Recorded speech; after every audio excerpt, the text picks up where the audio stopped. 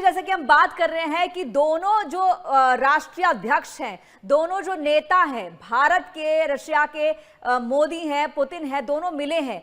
इस पर पूरे दुनिया की नजर है कि क्या करने वाले हैं, कैसे बात करते हैं, कैसे उठते बैठते हैं, क्या कुछ इनके बीच में होता है। तो पूरे दुनिया की नजर है। आई एम श्योर आपकी नजर भी जरूर रही होगी। आपने इस पूरी मीटिंग को अब तक कैसे ऑब्जर्व किया है, कैसे आपने देखा इसको लेकर के? देखिए पूजा जी, ये जो मीटिंग है बड़ी इंपॉर्टेंट मीटिंग है, क्योंकि अभी जो जियोपॉलिटिकल टेंशन या चर्न दुनिया में हो रहा है, जिसमें अमेरिका डोमिनेंस चाहता है, जिसमें अमेरिका चाहता है कि मेरा सिक्का और मेरी सत्ता ही चले, बाकी सब निपट जाए। ये अमेरिका की बेसिक मंशा है। क्योंकि अमेरिका की इकोनॉमी को अगर आप समझेंगे, वो हमेशा चली है किसी ना और देश की इकोनॉमी को कैनिबलाइज करके। जी। अकेले दम पे अमेरिका खुद कमाए और तरक्की करे, ये अमेरिका में हो नहीं सकता। क्योंकि आप खुद देख सकते हैं कि अगर आप डॉलर छापते हो, लिटरली आप डॉलर छापते हो, तब भी आप पे ऊपर अगर 35-38 ट्रिलियन डॉलर का कर्जा कर्जा है। हर सेकंड आप 1-1 लाख डॉलर के कर्जे के नीचे, एक सेकंड में 1 लाख डॉलर कर्जे के नीचे आ रहे हो। हर 69 दिन में आपका कर्जा 1 ट्रिलियन डॉलर से बढ़ रहा है। अब 1 ट्रिलियन डॉलर देखिए कि दुनिया में 95% लोग देशों का जीडीपी 1 ट्रिलियन नहीं होता। जब मोदी जी आए तो भारत का जीडीपी कुल केवल 2 ट्रिलियन था। तो आप समझ सकते हैं कि 1 ट्रिलियन कितना बड़ा अमाउंट होता है। तो इस माया जाल से निकलने का अमेरिका और अमेरिकन के पास विकल्प नहीं है। इसलिए डोनाल्ड ट्रंप क्या चाहते हैं कि भाई, अगर मैं नहीं बढ़ सकता मेरे पास को, बाकी सबको मैं निपटा दूं, खत्म कर दूं और कहीं ना कहीं उनको छोटा कर दूं। ये ऑब्जेक्टिव उनका है। उन्हीं में एक उनकी नजर हमेशा भारत और रशिया की मित्रता पे रही है, जो 8 दशकों पुरानी है। और जो हमारा स्पेशल स्टेटस और जो हमारा स्पेशल अरेंजमेंट रशिया के साथ हुआ, ये लगभग लगभग 25 साल पुराना है। तो डोनाल्ड ट्रंप के एक एजेंडा पे था कि इन दोनों की जरा अगर मैं ये रिलेशन खत्म कर दूं, एक मुझे वहां एडवांटेज मिलेगा। दूसरा, अगर आप देखेंगे, वर्ल्ड जब बना था, जब यूनाइटेड नेशंस बना, सिक्योरिटी काउंसिल बना था, तब वर्ल्ड सेंट्रिक था वेस्ट के। संपन्नता वहां थी, पैसा वहां था, टेक्नोलॉजी वहां थी। धीरे धीरे वर्ल्ड आया ईस्ट में। अगर आप आज देखें, B4 कंट्रीज में से रशिया, इंडिया और चाइना, ये तो हमारे ग्लोबल साउथ की कंट्री है।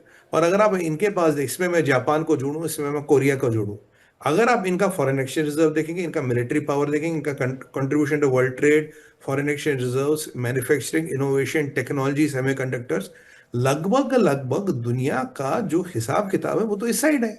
और अगर आप वहां बैठे हो वेस्ट में, आपके पास एक टाइम यूरोप होता था जिसकी अब इकोनॉमिक ग्रोथ 0.5 से 1% के आसपास अटक गई है।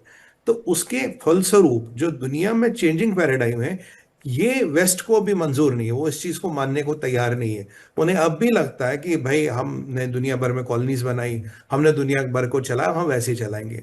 अब तब ये जो मैं शुरू से कह रहा हूँ, जो टेरिफ वेरिफ था, ये हिपोक्रेसी थी। ये भारत और रशिया की मित्रता को तोड़ने की साजिश थी। और ये दिखाना था कि जो मोदी है, जो बिकता तो नहीं, मोदी तो सीआईए की रिपोर्ट है, पर हम उनको झुका सकते हैं।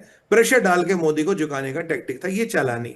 अब उन्हें लगा यार कि पुतिन साहब यहाँ आएंगे नहीं। अब जब यहाँ आए, तो जो मैं आपके चैनल में बात कर रहा था कि $100 बिलियन का व्यापार एक बड़ा व्यापार होता है, कि इसका रूपरेखा बनाई गई और मल्टी सेक्टर कॉपरेशन की गई। 2-3 चीजें बड़ी इंपॉर्टेंट है जो अभी तक खुलासा है। अभी जो हमें उम्मीद है Pooja ji, 15 MOU business to business sign होंगे और 10 MOU government to government sign होंगे। लास्ट टाइम की वार्ता में केवल 9 हुए थे। अब की बार 25 MOU टोटल मिलके हम साइन करने की अपेक्षा करते हैं। कुछ टाइम में उनकी लिस्ट आ जाएगी फॉर्मली, तो उस पर बात करेंगे। तो अभी ये जो हमारी बात हुई, पहले मैं एक इंपॉर्टेंट चीज मानता हूँ Puja ji, ship building. Ship building Bharat के लिए इसलिए इंपॉर्टेंट है क्योंकि आपका जो कहीं ना कहीं हमें दिक्कत आ रही है, वो चाइनीज नेवी के बढ़ते हुए शिप से आ रही है। और अभी चाइना की नेवी के पास दुनिया में सबसे ज्यादा शिप्स है। तो जब हमारी रशिया के साथ कॉपरेशन होती है, तो शिप बिल्डिंग में हम बहुत बड़ा कीर्तिमान अर्जित कर सकते हैं। और हो सकता है कुछ शिप्स हम लीज पे भी ले लें, ये भी संभव है। दूसरा, अगर आप देखिए, अब की बार जो मुझे अच्छा लगा वो था कि भाई सिविल न्यूक्लियर डील वगैरह की, ये तो हमें पता ही था, इसको बढ़ाएंगे। उन्होंने एक और चीज बोली, बोला कि उन्होंने एक और बात चीज बोली, बोला कि भाई, अभी जो है कि जो हमारा what you call this civil nuclear deal वगैरह तो बढ़ेगी बढ़ेगी। इन्होंने एक और चीज अभी बोली, बोला कि आप देखिए जो पहलगाम में अटैक हुआ और जो सिटी हॉल ऑफ क्रॉकस में अटैक हुआ, तो उन्होंने एक चीज बोली, मोदी जी ने बोला, देवर सिमिलर, ये सेम थे। और भारत और रशिया के साथ खड़ा। अगर आप इसकी सिमिलैरिटी देखें, अब सेम कैसे थे भाई? एक कराया पाकिस्तान ने, एक कराया था आइसिस खुरासान ने, जो रशिया में अटैक हुआ था। आइसिस खुरासान ने कराया था, ये लोग तजाकिस्तान से आए थे और इन्होंने ये जाके अटैक कराया था। वैसे रशिया ने सब कुछ को मार लिया, कुछ को पकड़ लिया, पर इनका जो कोई गैंग लीडर है जो जिससे प्रेरित थे, वो माना जाता पाकिस्तान में है। तो यहाँ सेम सेम का मतलब है, एक तो 3 अर्थ निकलते हैं। सेम मतलब कहीं ना कहीं पाकिस्तान की तरफ एक दबे लफ्जों में इशारा। दूसरा सेम का मतलब ये होगा भाई दोनों ही इस्लामिक जिहाद थे, क्योंकि दोनों को हूरो चाहिए थी, दोनों को जन्नत में जाना था। नहीं तो रशिया पे खुरासान का कोई लेना देना है नहीं रशिया से, और यहाँ लेना देना था नहीं पाकिस्तान का हमसे। तीसरी बात, क्या जो रशिया में अटैक हुआ वो आइसिस खुरासान ने करा है? क्या जो पहलगाम में अटैक हुआ, क्या आइसिस खुरासान के कुछ तार जुड़े हैं? क्या आइसिस खुरासान का कुछ लेना देना है? क्योंकि सिमिलैरिटी यही तीन बनती है और कुछ सिमिलैरिटी बनती जी नहीं। जी जी जी। रशिया यूक्रेन को लेके हमने कहा भाई हम तो पीस की बातें कर रहे हैं, पर पीस में क्या होगा कैसे वो पुतिन डिसाइड करेंगे। जी हाँ हम पीस चाहते हैं, हम चाहते हैं युद्ध रुके, पर हम आपको ये नहीं बोलेंगे यहाँ साइन कर लो, ये लाइन हम देंगे, ये एग्रीमेंट बनाएंगे। तुम्हारे सर पे हम पीस थोपने वाले नहीं है भैया, आप शांति कर लो, पर कब कहाँ कैसे करनी है वो आपकी मंशा है। जैसे आप चाहो हम करेंगे, हमें कोई उसमें इफ्स एंड बट्स नहीं है। और अभी जो अमेरिका देखिए, आप मिडिल ईस्ट को देखिए, आप यूरोप को देखिए, उनकी आंखें इस मीटिंग पे लगी है। वो देख रहे हैं भाई जो पहले, अब इतने सालों में पूजा जी देखिए, जो ऑयल की परचेज हमने की बहुत ज्यादा है, करीब 51 बिलियन डॉलर की है जो रशिया से खरीदते हैं। तब ट्रेड पहुंचा 64 to 66 बिलियन डॉलर। जी अब ऑयल कंपनियों पे लग गया सैंक्शन, दो पे मान लीजिए ऑयल की परचेज आधी होती है।